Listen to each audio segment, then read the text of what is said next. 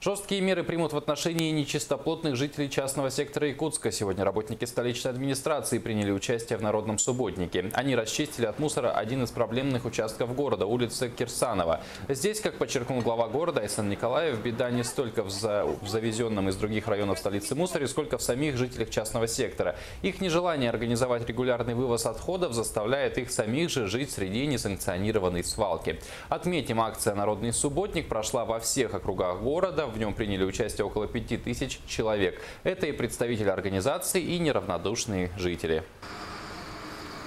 Мы уже неоднократно предлагали и жителям этих улиц, и других районов именно перейти на вопросы вывоза мусора с частного сектора, централизованного вывоза.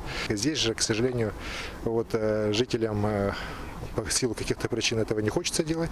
Но и в результате это такая огромная здесь у нас свалка практически по всей улице и возникла. Я считаю, что и административные комиссии города, и управе сейчас уже есть все нормативно-правовые возможности для того, чтобы жителей, в том числе этого частного сектора, штрафовать.